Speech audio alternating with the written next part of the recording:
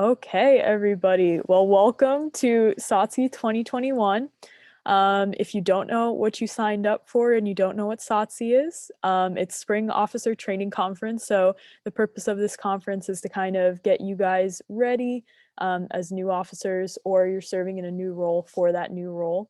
So we're really excited to have you today and hopefully help you out and have some things that you can take going into this upcoming next service year. Um, you know, being part of CKI is really an awesome thing. It's the world's largest student-led collegiate service organization. So if you guys don't already know, there's students just like us serving at the international level and all the influencing the things that we get from them as far as their international service initiatives and things of that sort. There's also leaders on the district level. And so the Capital District is comprised of all the clubs in Delaware, Maryland, Virginia, and DC. So that's our district, and all the clubs within that. We have leaders that are at that sort of regional level, and then obviously you guys at the club level doing your thing. And so you guys as club officers are really going to be the connection between the members and the district and international. So your guys' role is super important, and just so you realize how much of a cool thing it is to be part of that organization that's all student led is pretty cool. But to get started here today, want to hear from you guys, like, why are you here today? Obviously you guys are new club officers, but you weren't forced necessarily to come here. So why are you attending this training today? If I could get responses from at least 3 or 4 people. Feel free to use the chat feature or just shout it out.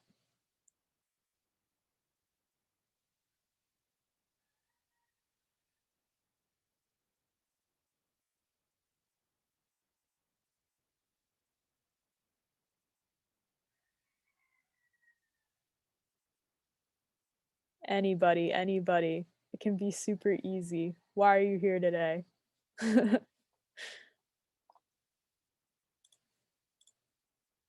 Let's see. Oh, here we go. We got some things in the chat. Excited to get to know other members from the Capital District. Yep, definitely building those connections as a club officer are super, super important and really great when you can get experiences from other clubs. Yeah, to connect with members from other clubs. Learn more about the presidential role. Yeah, so definitely learn about the new role you might be stepping into. That's going to be super helpful. Awesome. Let's get one more response.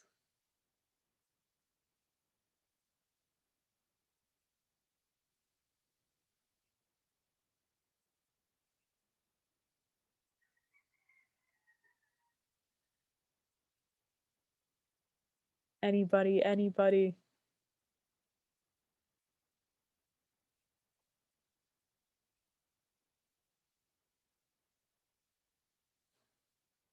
Okay, well, I appreciate those of you who did respond.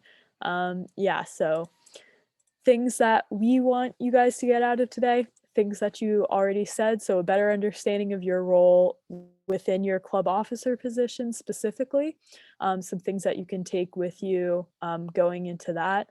Also, yeah, to meet your counterparts from other clubs, so you can kind of see what they do in other clubs and take from that those ideas so you can improve your club in your role. And that's going to be super helpful to also make those connections early on, because later throughout your term you might need those if ever you're stuck or just need some advice. Other things is to just gain a better understanding of the Capital District and like CKI as a whole. If you don't completely understand exactly how the leadership structure works or exactly what the district board does and things like that, hopefully you'll get a little bit of a better understanding of that by the end of today. Also just make you feel more prepared as a leader to lead your club. It's an exciting thing, but I know it can also be a little bit of a scary thing, stepping into a new role, leading your club in a new way, or people looking to you to, make agendas for meetings or to lead certain projects and that type of thing. So just to make you more prepared to lead. And then also to get pumped, like we're going into a new service year. Hopefully, of course, some things might still be virtual, but hopefully we can do more in-person things in the fall, fingers crossed, and things of that sort. So really get excited for the year and see the opportunities in front of us. So hopefully you get that out of today as well. Awesome. So that's about it for the little opening part. Just so you guys know what the schedule is for today, we're going to get started with a general training session. So Matt very, very shortly is going to introduce our guest, Tara, who's going to give you guys a little bit of a training related to diversity, equity, and inclusion. And then we're going to go into breakout sessions. So you guys chose ones in your registration form that you're interested in, but you guys will get to pick here today for your specific role or just things you want to learn about in general. So each of those sessions are around 45 minutes to an hour each. So you'll have little breaks in between them. Then we'll have lunch so you guys can eat lunch, do your thing, and then we'll come back and we'll have a goal setting session with our governor-elect, Tanaya, who will take over as governor coming into this new year starting April 1st. Does anybody have any questions about how the event's running today? Okay. Awesome. Yeah, pretty straightforward, and all the sessions will be recorded, so you will be able to go back and access those. Also, if you have other officers who are in your club who weren't able to make it today, they should be able to access the recordings after this so that they don't miss anything. So that being said, I'm going to stop sharing my screen and I'm going to kick it over to Matt to introduce Tara. Thank you, Madeline. Good morning, everybody. I'm Matt Brent. I'm the District Administrator for the Capital District of Circle K International. And it's my pleasure this morning to introduce our guest speaker to lead us in a diversity, equity, and inclusion training session. And that is Tara Brent, who is a former Circle K member from the University of Delaware and the College of William and Mary.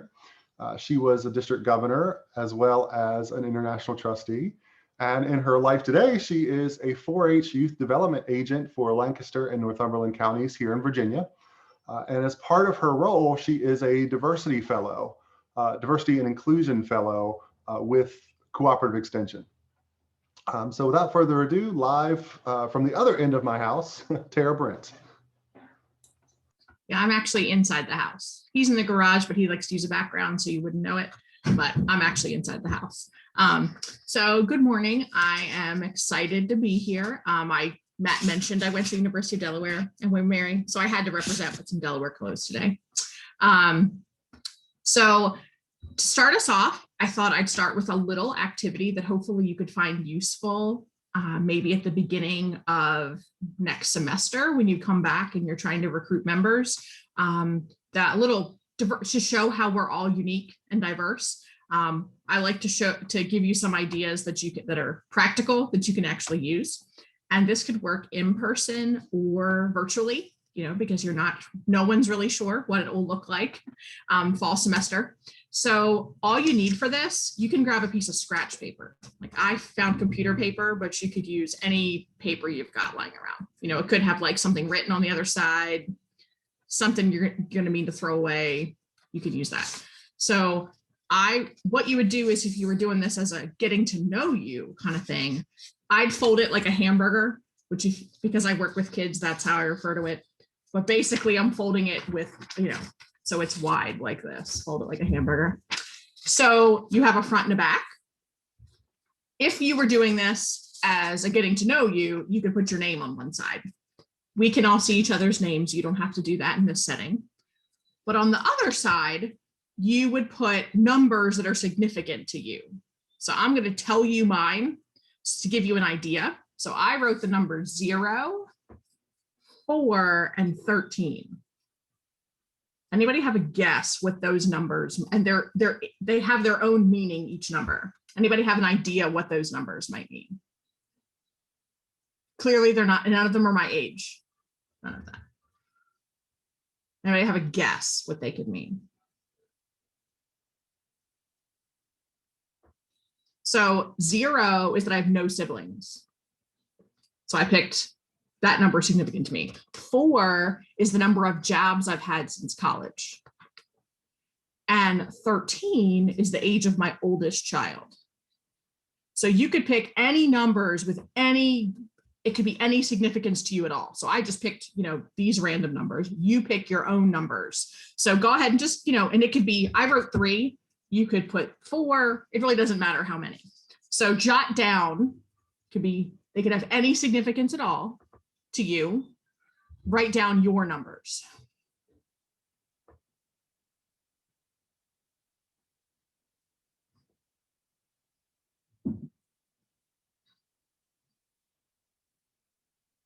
And I've done this before. Some people like to, if they know they're in a group of people, like you would probably be doing this with college students, you maybe wouldn't put your age because it's probably, most of the people you're going to be with are going to be in that same age range. They're probably going to be able to guess that. You could, but some people like to try to pick something that'll stump people that they maybe wouldn't know. And it's usually not things that you can tell necessarily by looking at somebody.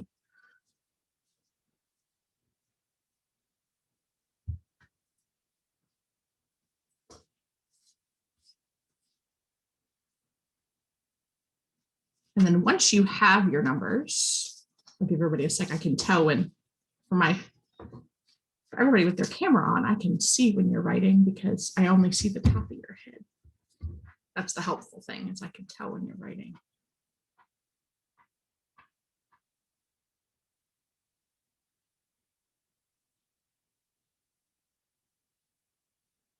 Now, I'm going to ask, in person, you might do this where everybody holds up their numbers and you kind of go around and see if you can guess each other's numbers.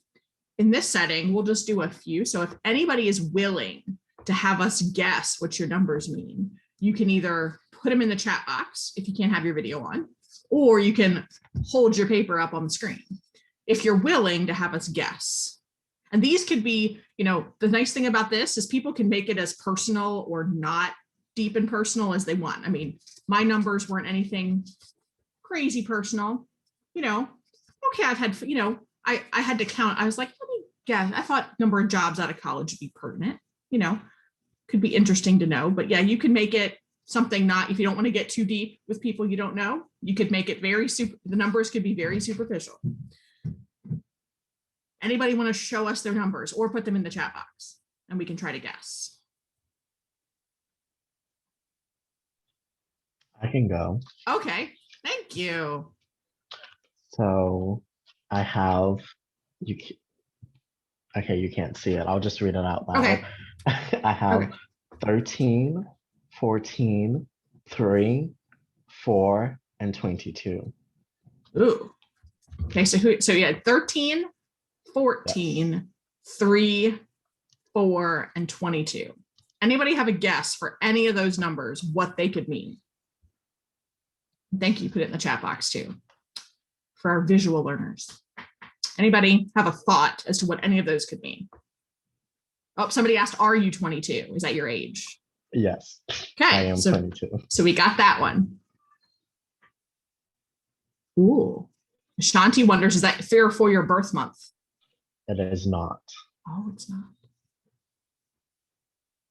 Number of pets? Could 3 be the number of, no? Sibling. Yes, one of them is for number of siblings. Okay. Do I reveal which one? You can. I mean, since they're closely, the numbers are close. 3 is the number of siblings I have. Okay.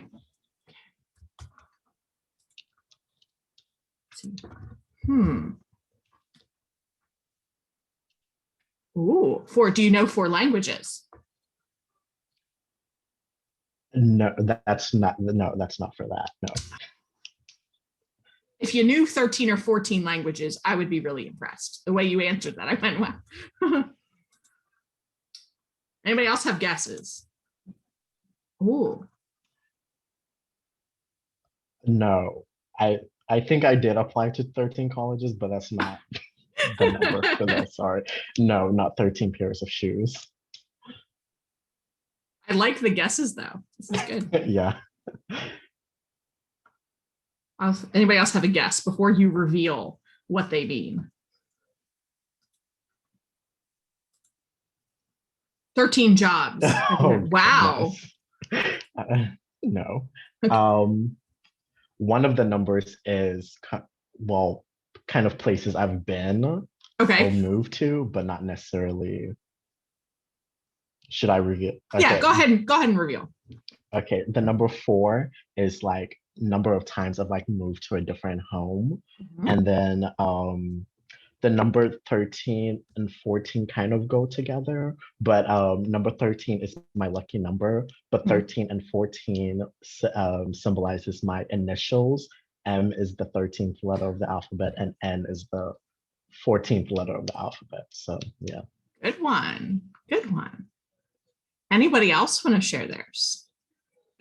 You got that one. That could stump us. That was good. The 13 and 14, I like that. Anybody else want to share theirs? And you can just put it in the chat box if you don't want to, if you're not able to have your camera on.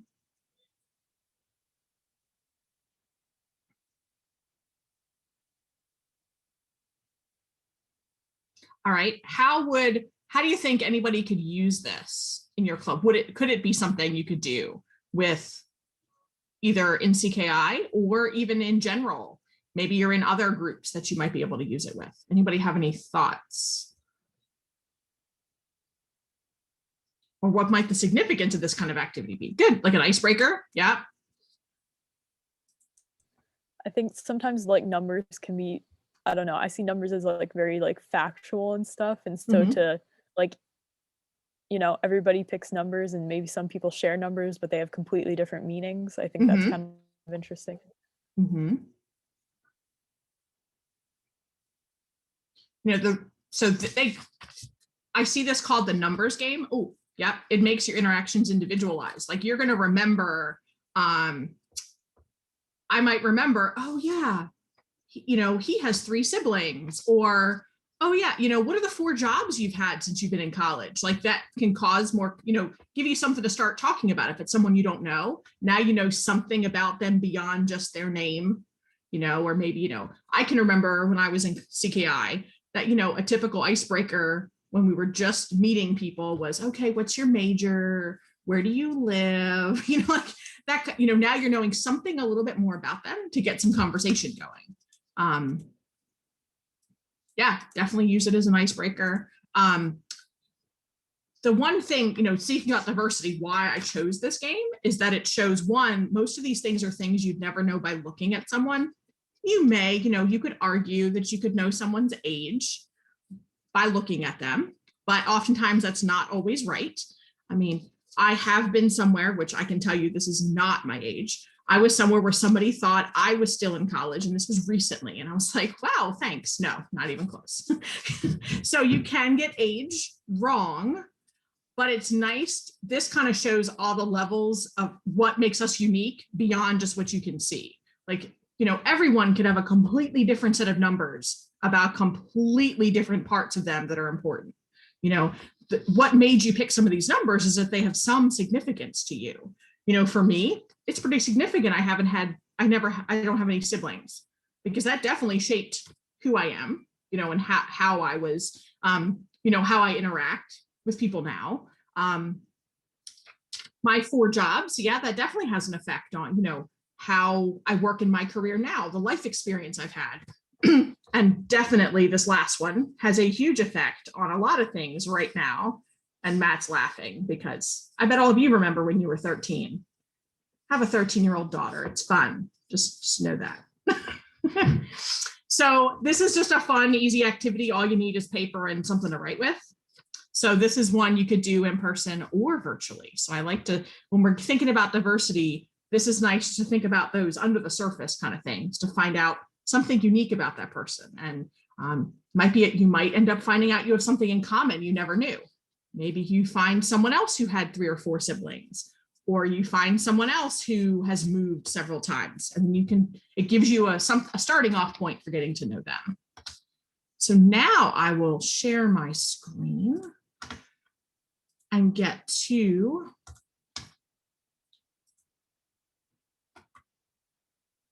all right.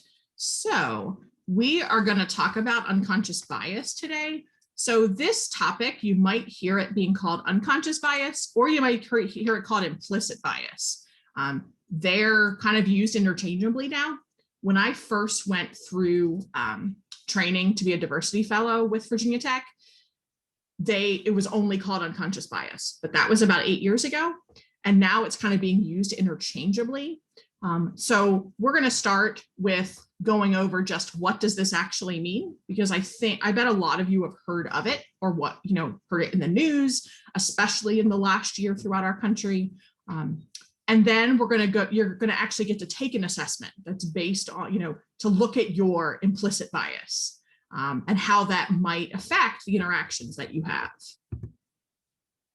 So this is a video I like to use. It's pretty short, little cartoony, but I think it makes it interesting. That gives you kind of a good introduction as to what unconscious bias is. And I'm going to check real quick. I just want to make sure that you're going to be able to hear my sound. Everybody that uses Zoom knows that if you don't have one little button pressed, make sure it works. Okay, we should be good to go. Okay, so this is just about 3 minutes. So we're going to watch this and then come back and we'll kind of go over what the actual definition of what unconscious bias is.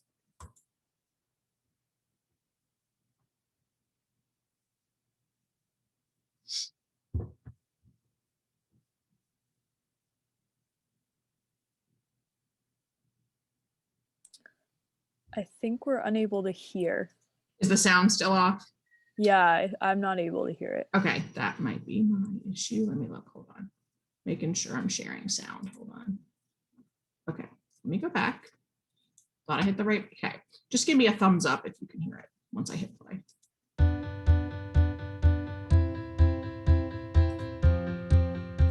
Your brain, by some accounts, receives roughly 11 million pieces of information each second, but your conscious brain is only able to process about 40. How do you handle all the rest? You handle it because you're really using 2 brains.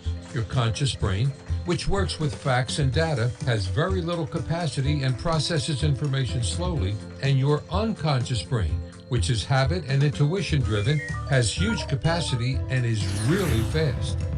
One of your unconscious brain's best tricks is its ability to recognize patterns and use them to assign people and things to categories, allowing your unconscious brain to deal with all of the known, not dangerous issues, and leave only the few unknown or dangerous issues to your conscious brain. This allows us to recognize a pattern and act on it, rather than having to think about every interaction as if we were experiencing it for the first time. We can glance at that 4-legged animal and know if it's a wolf or a cocker spaniel. That recognition allows us to make assumptions about the animal facing us, that the wolf belongs to the wild animal category and is likely to be dangerous, or that the cocker spaniel is in the domestic dog category and not likely to be dangerous. The assumptions we make about these pattern groups are likely to be based on our own experiences, on information we have gained from our culture or background, or from the media we listen to or people we admire. Unfortunately, those assumptions are often wrong. When we categorize people, our brains apply 2 other tools. One is affinity bias, a hardwired preference to respond positively to people who look, sound, and act like ourselves. Brain imaging scans show that when people are shown images of faces that differ from their own, it activates in milliseconds activity in the part of the unconscious brain that alerts us to possible danger. This may reflect a survival tool left over from ancient times when danger often came from those outside our immediate group. Today, however, This means the associations and biases are likely to be unconsciously activated every time when we come across a member of a group, even if we consciously reject group stereotypes. In addition to affinity bias, our unconscious brain categorizes people into groups and then connects those groups to our learned ideas or constructs about what is good or bad. Now, we've decided whether someone is like us or not, and whether they're good or not, all within milliseconds of meeting them. So, what can you do to manage your unconscious biases? You've already started by just learning about unconscious bias. Now, identify your own biases and address one at a time by building inclusive habits. Remember, if you do not intentionally, deliberately, and proactively include, you will unintentionally exclude.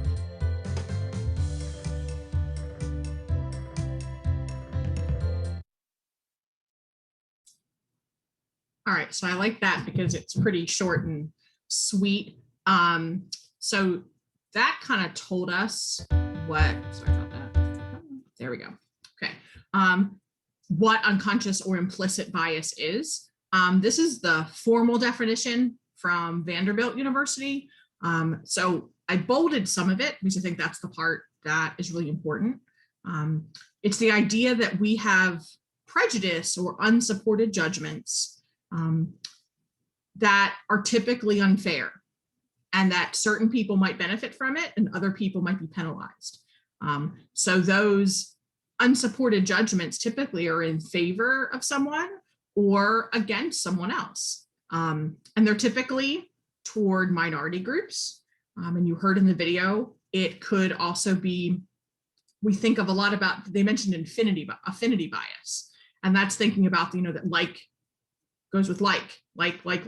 You find, you tend to unconsciously be driven more toward people that are like you, either that might look like you, that you, so this idea is that you may not even realize that you're doing this. And oftentimes we don't. That's why it's called unconscious. But at the end, I like the statement that he made is that just being aware is the first step. That yes, everyone has some level of unconscious bias, that what we need to do is consciously work to include people, because if we don't, then we are going to be excluding them in some way. So first we become aware of it and then say, okay, what can we do to make sure we're being inclusive as much as we can, so that we're not allowing these unconscious biases to affect who we interact with, how we treat other people, who we may be invite to be members of our CKI club. And that's how we're going to kind of frame this, is how would knowing about unconscious bias be able to help you when you're looking at recruiting new members in your club, or about how just inviting them. I like to think of diversity and inclusion. Think about it like a dance, like think it back to like your height, like a middle school dance. So diversity might be inviting everybody to the dance. So you have a diverse group of people at the dance. Well, to be inclusive, it's asking everybody to dance when you get there. So not letting a certain group of people be the wallflowers, but asking them to be a part of the group. I heard that example once and I liked that idea that, okay, it's not just enough to invite them to the event, but okay, make sure that they have a part in it, that they feel like they're included and weren't just invited to be invited. So there's a lot of different types of unconscious bias. They mentioned in the video affinity bias, and that's looking at it's our tendency to gravitate toward people that are similar to ourselves. And that could be based on gender, that could be based on race, that could be age. I even see that we have, in my job with Cooperative Extension, we have a group of people called Master Gardeners, which are their volunteers that go through a lot of training to be able to teach others about gardening and horticulture and answer like homeowner questions. Well, we have a problem that most of our Master Gardeners are retired age and above. Like I think, if we get a 50-year-old, that's considered young in Master Gardeners. And, we constantly are asking them, please invite people to come. Well, if you ask a retired person to invite someone to an event, they're probably not going to invite a 25-year-old. They're going to be inviting someone, they're probably going to invite someone like them. That's who's in their immediate social circle, So we've had to make them aware of that and say, okay, look at, who are members of your church, or, do you know someone in another civic group you're in that maybe isn't in your social circle that you think has an interest in gardening and you should invite to join, going beyond just the people that are similar to you. Ageism is pretty obvious. That's unconscious bias based on age. Attribution bias is basically the idea that some people unconsciously believe that women are less competent than men, and that so those people that may have that unconscious bias undervalue their accomplishments and overvalue the mistakes. So it might be, let's say in a job situation, a female may make a mistake, well, that a male may make the same one. That mistake may be made a much bigger deal for that female versus a male if their boss necessarily had this type of unconscious bias. Beauty bias is another one. We can probably guess what that is, that some people have an unconscious bias judging people based on how attractive you view them. Confirmation bias is that you're looking for information that confirms beliefs you already have. So that might be an example of, let's say you have the belief that women should be teachers. You go into a school and you see that 80% of the teachers are women. Well, then say, well, my belief, that's why I have this belief. Look, I can walk into a school and 80% of the people are teachers. So you're looking for something to back up that belief you might have, even though it's being biased. Conformity bias, you can think of that as groupthink, that your views might be influenced by the views of the whole group. The contrast effect is when you are evaluating one person's performance based on the performance of another person. And it's because they tend to either be working together a lot, or you kind of viewed them in succession. So it almost be like if you were writing a paper and you had to meet with your advisor, and the advisor met with John before you, and then then afterwards met with you, and that professor was judging your paper based on John's, because, oh, well, that one was really good and it was right before yours, so I'm going to use that. I can use that as my baseline. That's what I should hold you to, not looking at your skills and everything as an individual and not judging you based on someone else. Gender bias, I think, is pretty self-explanatory. Halo and horns effect is when we might put someone on a pedestal after we learn something really positive about them, or looking at someone more negatively after learning something really unfavorable about them. So it might be, I might have a view of it. I might, negatively think someone didn't do a good job on something and think of them negatively. Well, then I might see, oh, that's the person that replied all to everybody in our email. So all 300 of us got that email from them. Well, I'm going to view that. Well, look, they did something else negative. That means that confirms that they're not very good. Look at all these things they've done wrong, not even acknowledging maybe what they've done positively. Name bias is judging them based on their name and what you think their background is based on their name. And I think we all may do that sometimes. I mean, I can't tell you how many times I've seen, a lot of times I may only see names on paper before I meet the person, or on a Google registration form, or even in Zoom, if someone doesn't have their camera on and they may not, if I may not know, I might view what their gender might be. I might view what their racial or ethnic background is just based on seeing a name. And I can't tell you how many times I've been wrong, that I thought, there's the obvious ones I think we think of. Some names, we might see, a Jamie. Well, is Jamie's not a gendered name, but what do we think of immediately if we hear the word Jamie? Are we thinking of a female or are we thinking of a male?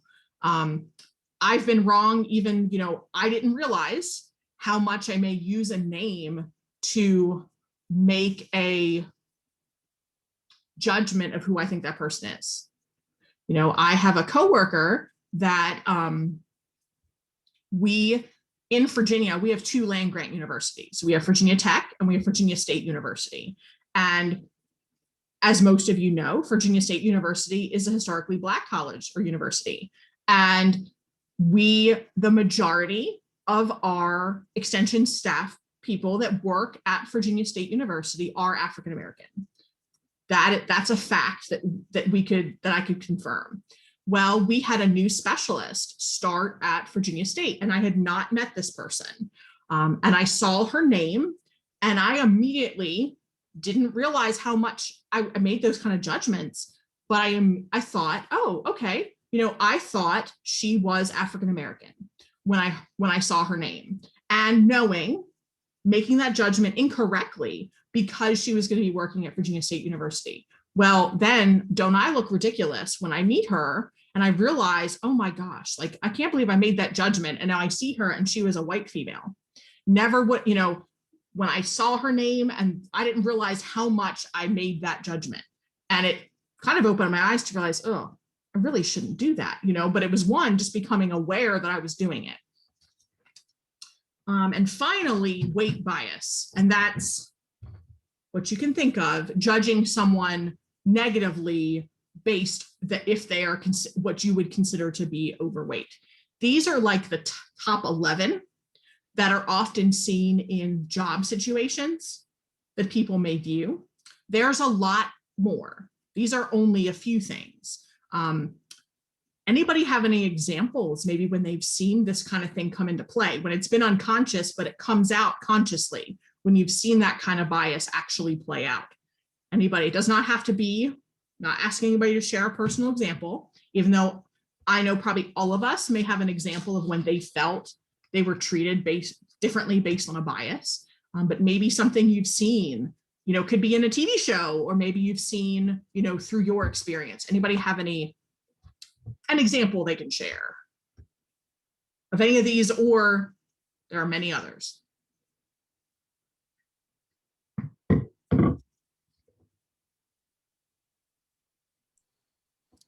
I can get us started.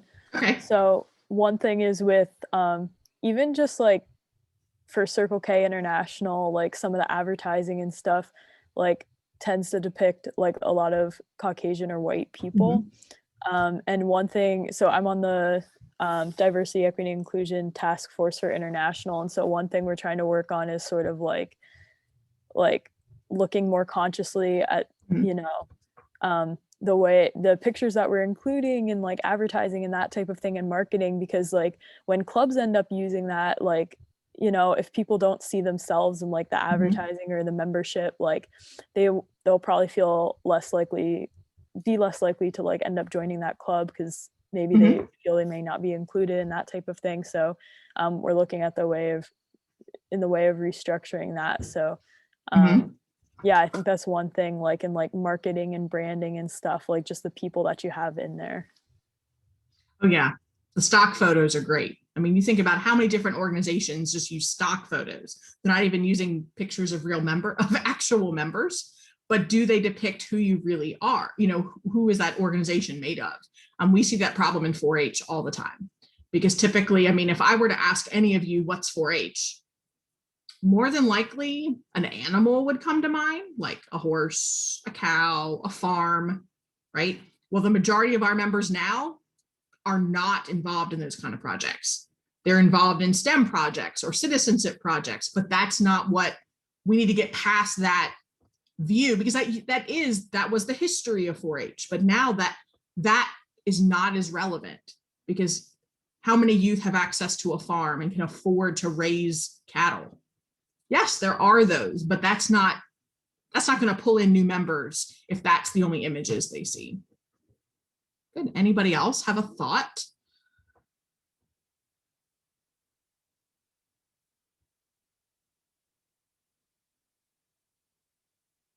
I know for me, I see ageism a lot in my office situation. You know, I am at the older end. You know, I am I guess you could say, the boss of the office. I am not the oldest person in the office, but that is my role. And there's two of us that have similar rank. You know, we're both at the same level of position in the organization. And oftentimes our volunteers believe that the other person is in charge because he's a male. He's about 12 years younger than me, you know, and which doesn't matter to me, but they always have to be corrected. Oh no, Tara's the one you have to ask. She makes the decisions in the office. And they're like, oh, he doesn't? Why wouldn't he? You know, and it's little things like that. They never seem to, in the beginning, they never seem to bother me. But then I realized, wait a second, like, why would you do that? And so now I begin to call them out on it and just say, hey, you know what? You've been told this before. You see it on paper. Yeah. Just because, you know, he might be a male and I'm a female can still be in a position of leadership in an office. You know, we can still make decisions. Anybody else have a thought? Looking at my time. I have one. Okay. One time I went to volunteer at a music therapy place, and I just had been like talking to the coordinator over email. And so when I arrived there, she just kind of like walked past me and didn't acknowledge me because she thought over email that because my name is Carson that I was a male. And it was funny, I've gotten that before, but that could be potentially harmful to people who don't identify with the binary or have changed their names for that purpose. So that was just one example of like a name bias. Oh yeah, definitely.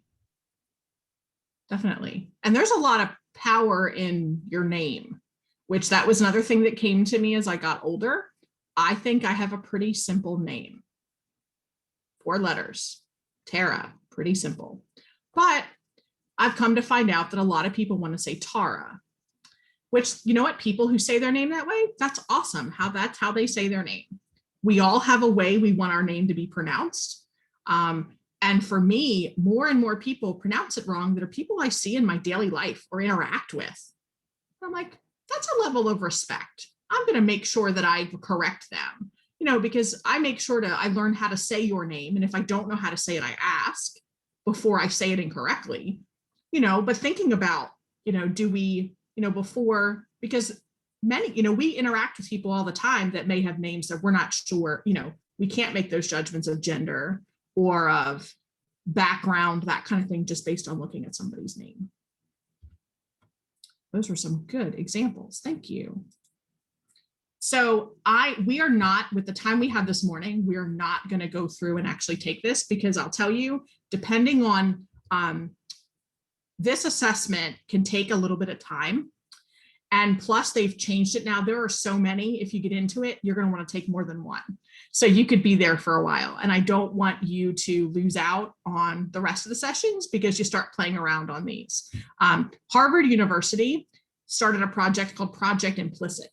And it's basically, they came up with implicit association tests that are all done online. They're free to measure the strength of your association between a concept, and it's all different categories, and they change them frequently. It could be race, could be gender, it could be sexual orientation, it could be age, and some kind of evaluation, be it good or bad or a stereotype. And basically what you're asked to do is, like, it'll ask you a question, you have to just click your answer, and they're pretty quick. And it's measuring those things that you may be unwilling or unable to report. It's really going to measure those unconscious associations, because I know I had Matt take one once, and he was like, what is this even going to tell me? Like, because the questions, you know, this seems crazy. but it's just measuring those unconscious associations you make between two things. I think one I took was on beauty, and it was like, it would look at, beauty, and then it had like skinny, fat, skinny, like it would change the order. It asked you to click certain things and see how quickly you make those associations. And at the end, you'll get a score, and it'll kind of tell you, now, of course, you have to take it with a grain of salt. Really, the point of the whole thing is to make you aware that, oh, I didn't realize there were unconscious biases around this topic or this one. I think right now there's 15 different ones on the site. The site, it's very easy to remember, implicit.harvard.edu. And you can go on there. It's free to take as many of them as you want. Now you will, in the beginning, it asks you to read a statement, because they are doing research. All the information that you provide helps them provide data for research. It does not ask your name or anything like that, but just know that by you taking one of these assessments, you're helping provide them more data. So any of you that have to deal with like IRB and research type thing, that's what you click, that you agree that you're part of research. That's why they're doing this. They offer this right now for free, but it is really neat to see. And this is not a link that I had to get provide specially. It's a free website. So if you wanted to use this with members of your club or other organizations you're involved with, it's available to anybody to go on and use. But to do it and do it well, it probably takes you at least 10 minutes or so to go through it. So this is something would be good for you to go back and do at another time. Go back and say, you know what, I'm really curious what level of unconscious bias I have around this one factor. And you can look. And they also have, they've been changing some of them based on COVID. Like I guess they're finding new associations. So you could go on there 1 month, and the next month there might be something different. And this has been, they do update it a lot, because when I originally took this, there was only one test, and it was mainly just testing overall your unconscious bias. Well, now they're broken up by categories. So there's a lot there. So I encourage you to, when you have a chance, take one of these. Anybody who likes taking I remember taking all those, I call them those silly quizzes in magazines when I was in high school and college. You'd read a magazine, this reminds you a lot of those, but it's making quick associations between things. So I had this on here because we got in some great conversation, so we didn't get to this, but another good idea for this was going to be what I'd have you do when you came back from taking it. Basically, this is a virtual color by number. If any of you have ever in Zoom used Annotate, the Annotate function where you can like draw on the screen, that's a free Zoom function. And those little dots are colors. So the point is you have everybody in the group start to annotate and color in the picture. And it's kind of neat to see the picture start to color in. So I like to do this to bring people back, because if everybody went and took their assessment, everybody's going to come back at different times. So the way to know everybody would be back is when everyone's back on here coloring. So first, Matt, is Annotate on? He may not want it on with his college students, so that's why I'm asking if that function is turned on your Zoom. Virginia Tech has it on automatically, so I have to turn it off if I don't want it. But I can probably, it's showing up for me. So you would know if you can do it if at the top of your screen there's a spot that says Options, and there's a button that says Annotate. If I do it, let me see, it lets me, let's see. And I can change the color.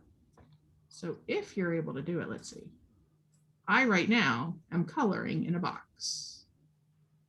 Is it turned? I don't think it's on because I don't see that. Think it is. I don't see it on my end. Oh, hold on. I see. Look at that. I can turn it on. Let's see. I hit. Yeah. Hold on. Yeah. I've enabled annotation since I'm a co-host. So if you should have a button for options. There it is. And then you click it and annotate is one of the options. And then I like to use draw up. Yeah. And then you can see when friends come on and start to color. See, there's names. And you can pick format is the color, and there's the line width. You can color. But it's kind of a neat little, like, this is another little comeback, you know, icebreaker. You can have it on, you know, if you're having a virtual meeting and you are coming, you know, you need something to do. We call it like the unofficial start before you've actually started the meeting. Have people come on and color. But everybody likes coloring. So you can find an image. A lot of people do them with, oh my gosh, now I'm having like that brain moment that I'm forgetting. Those like, you know, those coloring books people buy, you know, that they have the ones like you can find like a black and white image online of like, oh my goodness. I can't even think of the word now, but you don't have to have it colored by, you know, have the colors in the boxes. You could just have it black and white, but it's kind of fun because it's fun to do.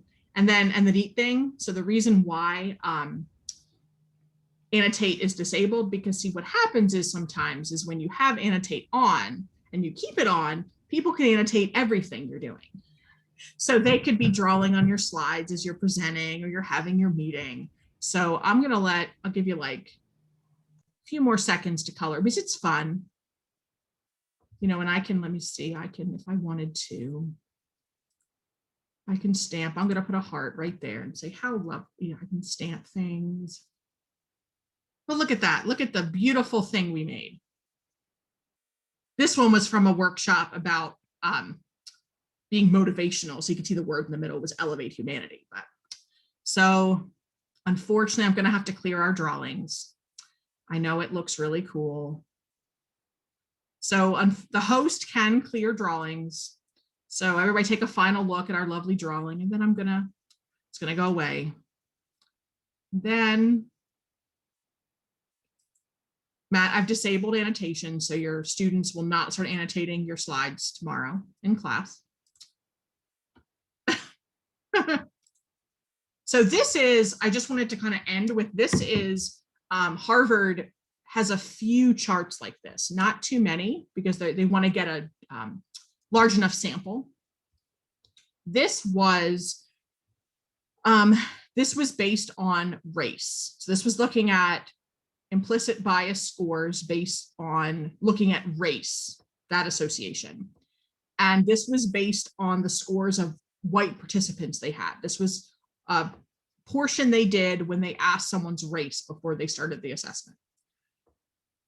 The larger the number, the more unconscious, the higher the level of unconscious bias. So basically, for this diagram, that would be the red. So it's interesting, you know, what do we notice about where the red is? It's pretty much, I mean, I think it goes more northeast than I would have thought. Like looking, you know, you know, it's kind of Midwest, but if you look where the darkest red are, they are in the, you know, in parts of the South. It is interesting, Delaware and New Jersey over there are the outliers, dark red. There was some discussion when I read this data set, was it a large enough sample in some of the states? But we can look, you know, we're just looking at this to get an idea. That this was looking at just race at their, at white participants at their level of unconscious bias based on race. And so it's interesting because I think if any of us were to ask, wonder, where do we think we may see more prejudice or people making judgments unconsciously based on race? You may feel like where it's the darkest red might be where you'd think. Okay, so they're just because this project has been going on for a while, but they are, you know, this is a major university. They are trying to get, before they put any information out like this large scale data, they want to have a large enough sample. So that's, you'll notice with this one was one of their original tests. Now they have so many different categories, you won't find data like this about those because they just don't have a large enough sample yet. But it was interesting just to see this.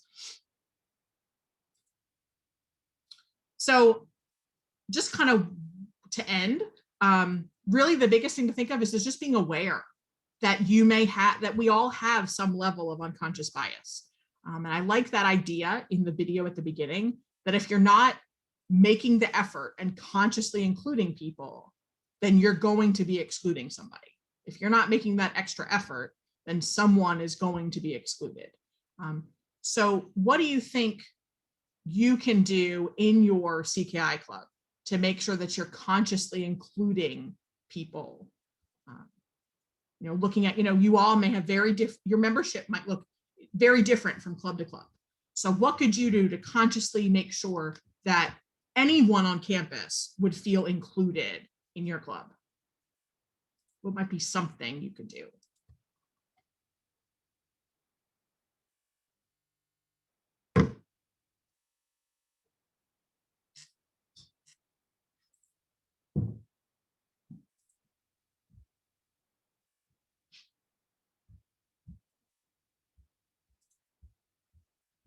One thing might be, take a look first, take an assessment of who your club currently is.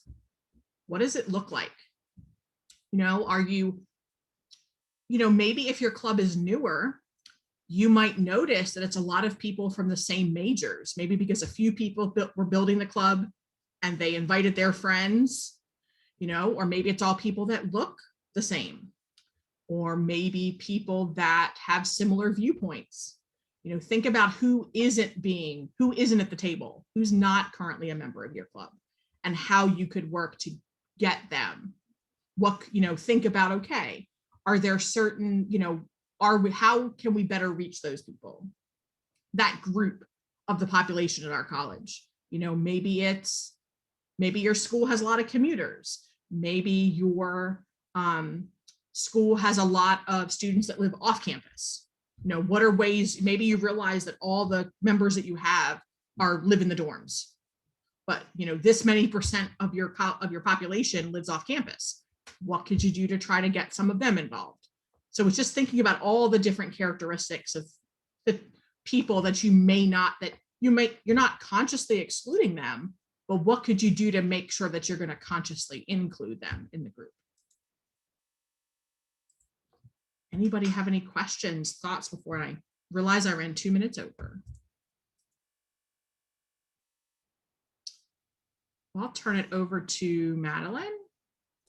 But I appreciate you guys. I know it's Sunday morning and you had to listen to somebody talk, so I hope you found something that you can use with your club. And it was great to be able to be with you all. I haven't gotten to talk to Circle Kers in a long time, so I appreciate it. Thanks for inviting me, Madeline.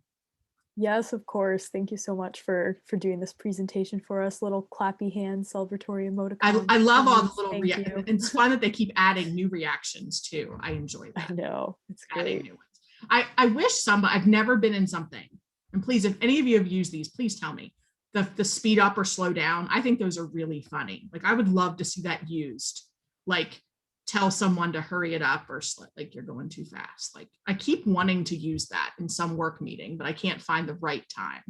Yeah, for sure. Well, thank you so much. No problem. For everything and coming today.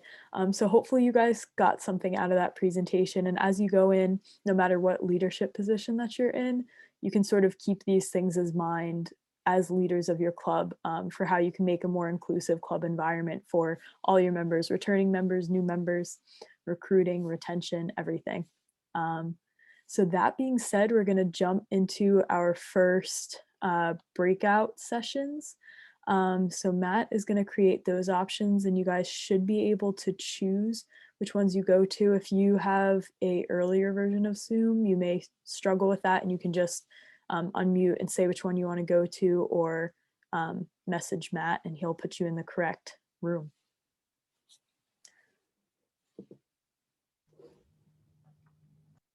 So it should be a little button at the bottom that says breakout rooms.